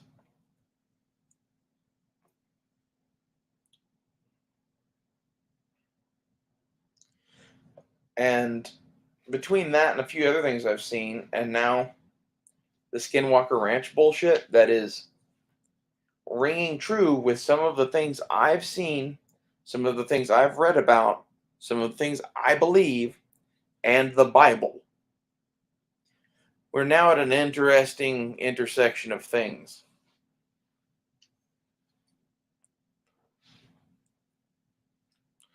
I have been living somewhat under the theory for a while that I actually died a few years ago doing some crazy shit, and this whole world that we're living out now is like the death rattles of my brain as I bleed out. I don't think that's really true, but some of the weird shit going on sure makes me believe that more. Like Donald Trump getting elected, I buy.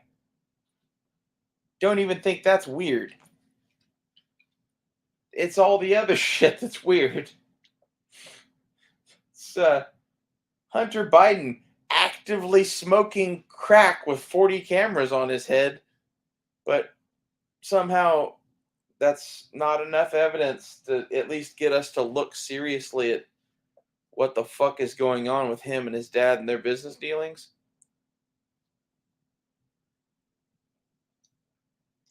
And like, I don't think that shit's fake. And my thing with like Trump, everything they ever said about him and his business dealings, as it turns out, was pretty much horseshit. As it turns out, there is no Russian P tape. Like, the left accuses the right of doing everything that they are actually doing.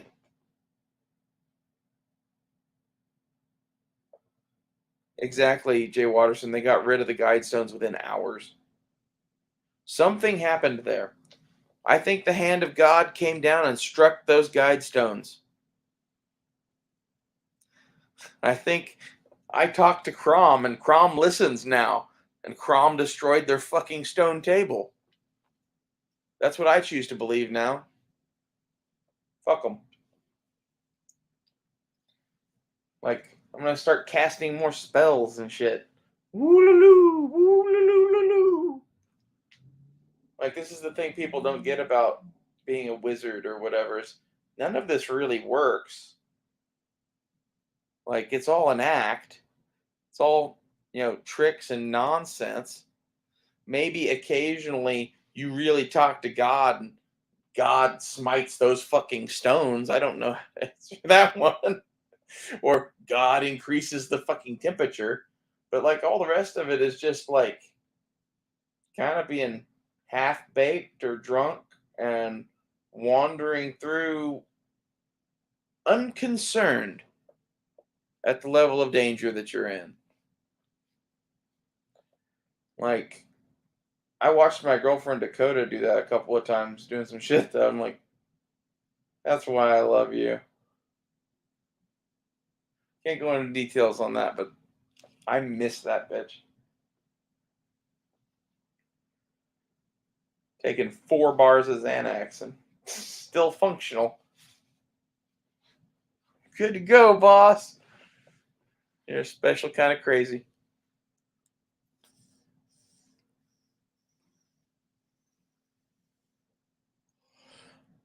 By the way, don't do drugs, kids, okay?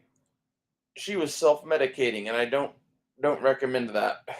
I don't do that.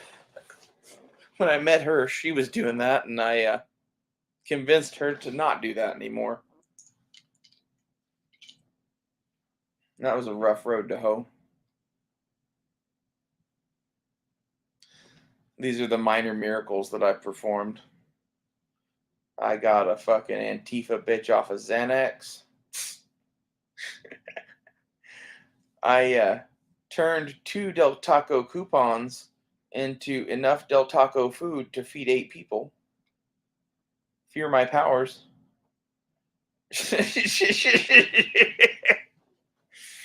I'm totally going to be a cult leader.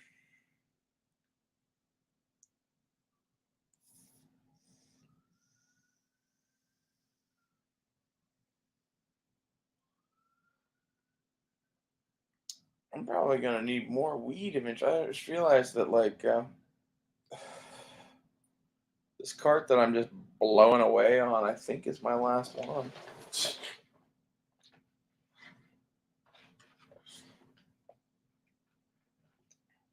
Oh, no. We're good. We have a whole nother cart.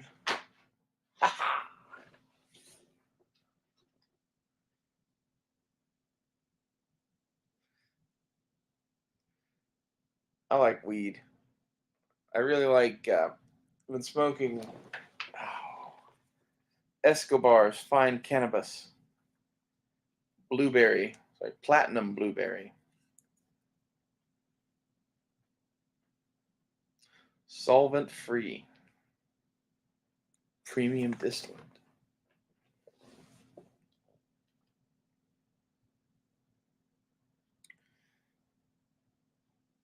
I just need like 20 tigers. I really need to get Joe Exotic out of prison.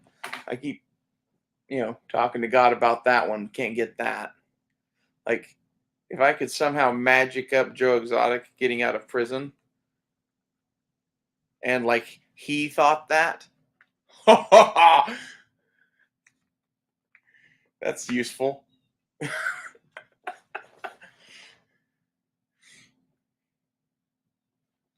This is the wizard shit. Like, you don't actually have to do it. You just have to make someone think that that is how things went. It's the wizard shit is like the thing that moves other men. And like sometimes it's a baseball bat and a threat. And sometimes it's, the lure of sex. And sometimes it's just a flat out lie. I realized listening to stories of Norse mythology that essentially I think I'm Loki. Or maybe I just play that role in my family. I don't fucking know. Very funny to me though. The part where Loki won a bet by luring away a man's horse by seducing it, and then showed up a year later with a half Loki, half horse baby and gave it to Odin as a pet. And just like, I don't know exactly what went down,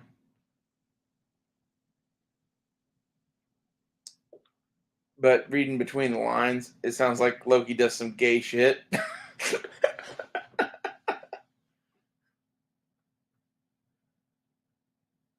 I really enjoy the Loki TV show even more now after going into Norse mythology more.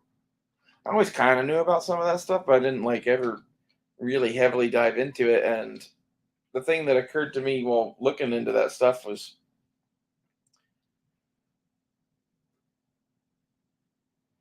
the Marvel movies interpretation of those stories. I don't think is that inaccurate.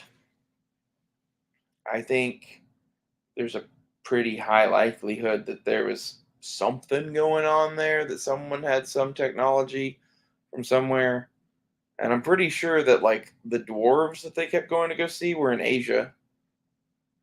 Like they were just Asian people that they didn't ever see their women.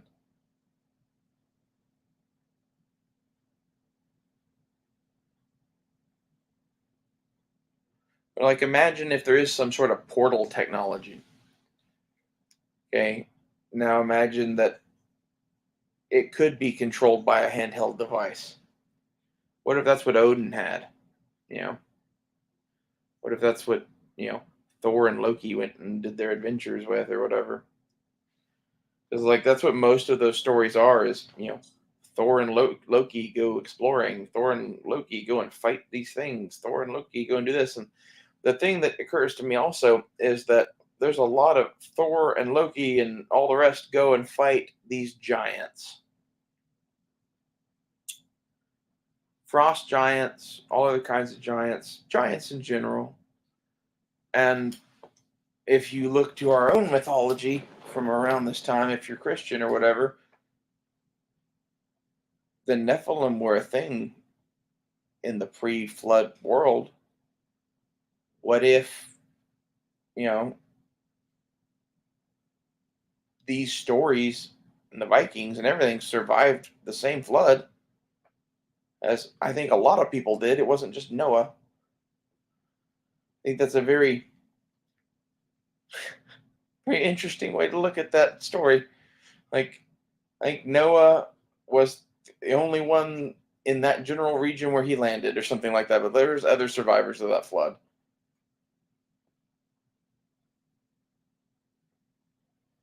So what if these stories of Asgard and Loki and Thor and all this shit are from before the flood, and them fighting giants were them fighting Nephilim?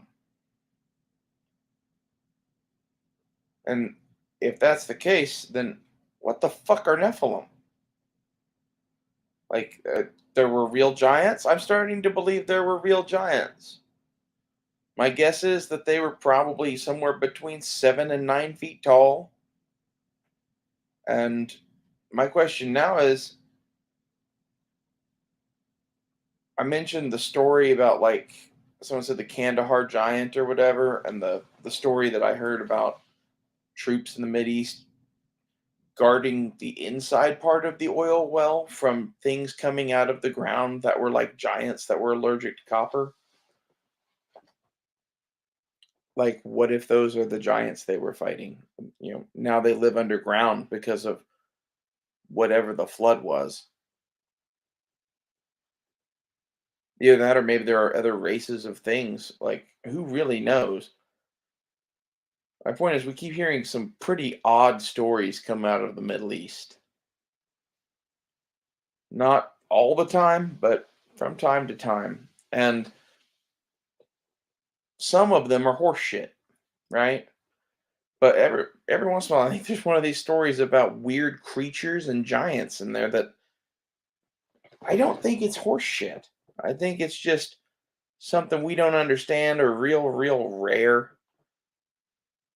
or it's something that hides from us actively, like a subterranean race of fucking copper fearing giant people. That's weird as fuck.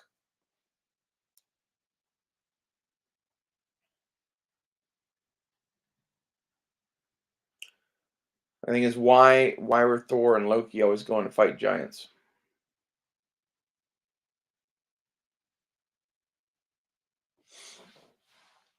In those stories, I'm guessing it's because that was a thing that they went and did a lot. And I don't mean Thor and Loki, I mean the people that those stories were being told to.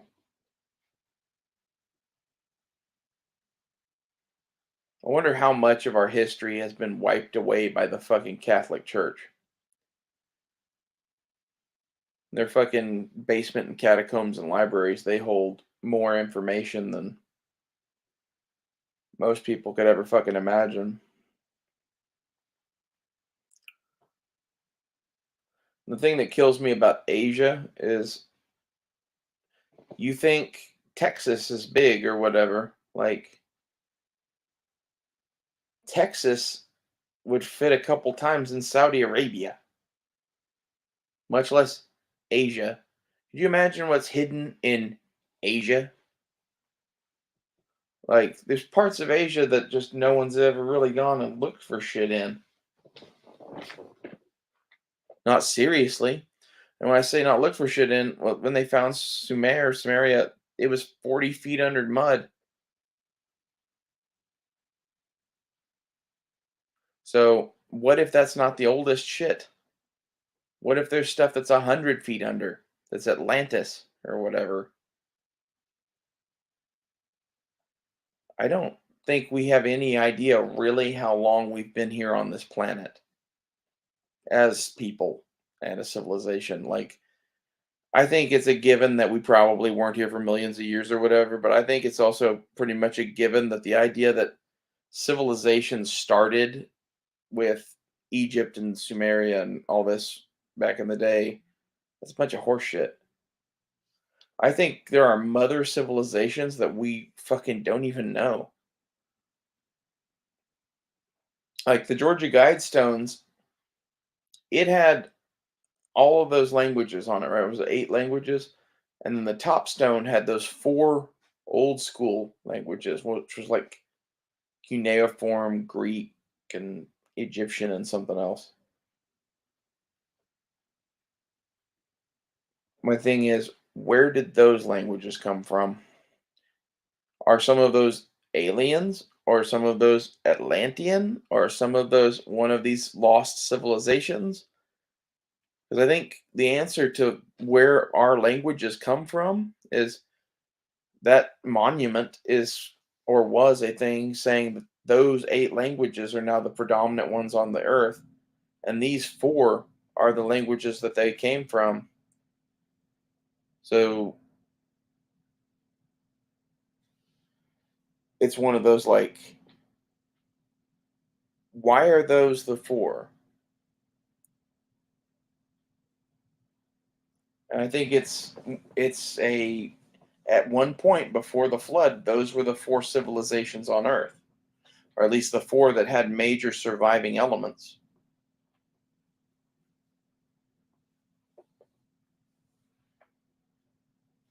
There was some sort of great catastrophe.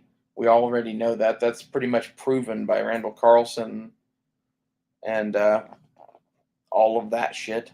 You can go watch anything he's ever said to Joe Rogan with Graham Hancock. He makes a pretty good case for there was a bad thing that happened on the earth, 11,600 years ago. I think those 4 language families that had writing, either those were the four that predated the catastrophe and the flood, or those were seeded by survivors of Atlantis or whatever somehow. I don't know how they would have done that, or aliens maybe. I think that one's pretty far out there. I think some of these languages might actually be an alien language. Like they saw that, now we were a bunch of dirty cave people and came and took advantage. Anunnaki mined some gold. There's a lot of weird shit like that that could be like just thrown in. And that's why history is so weird, is because like it's not that it's like purposeful. It's how would you know half of this shit? And no one even, talks about it. Like I was talking the other day about how the Vikings definitely were trading with Asia in the Bronze Age. Speak of the devil. Go watch a video on the story of Jason and the Argonauts. Fuck. It says point blank that they went from the Caspian Sea up a river basically most of the way to fucking Norway in a Bronze Age, sailing vessel. If they were doing that, there's no reason to think that the Norse or whatever weren't doing that same thing. We just don't have any proof of it. I think this is the thing with a lot of things, is like if you're seeing one person doing it in the Bronze Age, everyone on Earth was probably doing it. Or half of them. This is the way we should be with a lot of this stuff.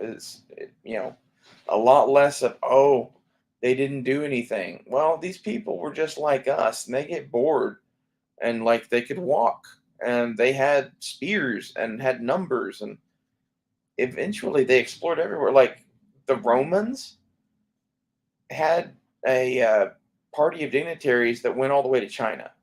They were in Beijing. They met the emperor. They sent gifts of ivory and a bunch of other shit. Like the Chinese were not impressed, apparently. So like we think of like the Romans as being like this great thing or whatever. At that time, I think the Roman Empire was probably a third-rate power on our planet.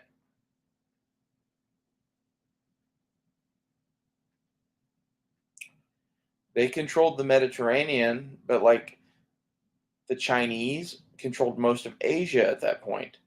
And like the Indians had, the Mughal Empire or whatever around that same time, I think. Maybe that was later, but they had some sort of version of an empire that rose and fell 1,000 times between the Bronze Age and today. India is a cool place.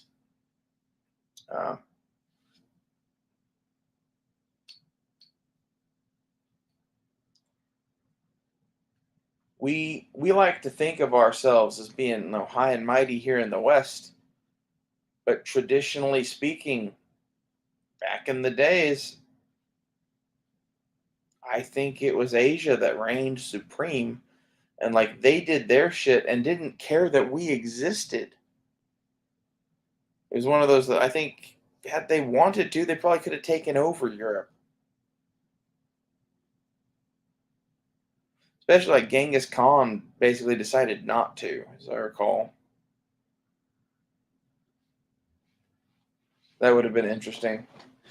It'd be interesting to see what Western culture would be like today had Genghis Khan conquered the entire known world, including Europe.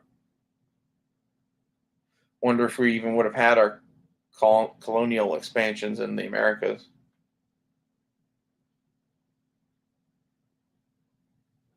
I doubt we would have ever had a colonial era.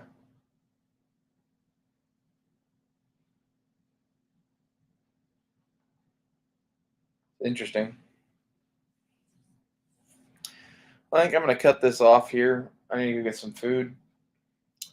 Hope you guys like this. You got anything to say before I cut this off?